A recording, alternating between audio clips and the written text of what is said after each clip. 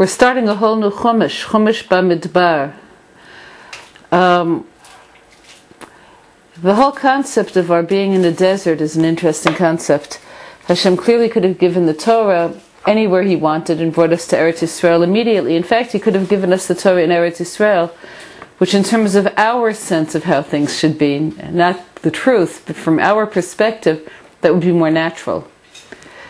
So, there are two perspectives.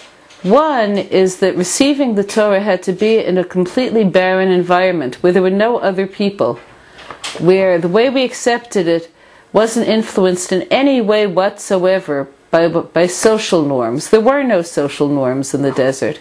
We created social norms. Why was that important?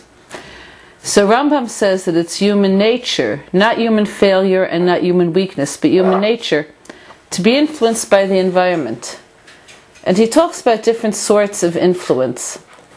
He says that one sort of influence is the influence that our friends have upon us, where instinctively we mold our beliefs and opinions to match theirs.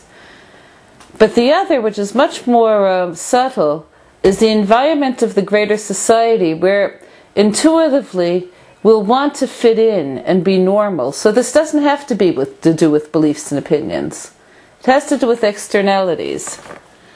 So you could ask, what's really so terrible excuse me, about fitting in, about being normal?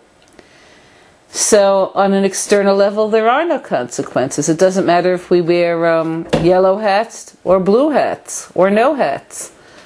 But what does matter is whether the tselem, the image of ourselves that we create, is touched by other people's norms and by the spirit of their souls. So not coincidentally, Bamidbar begins by recounting the names of the tribes of Israel to tell us who we are. And in fact, that we retained our names in Mitzrayim is one of the reasons that we're praised. To use the words of the Midrash, people call their sons Reuven, not Rufus. It's something to think about. To think about developing an identity and being oneself.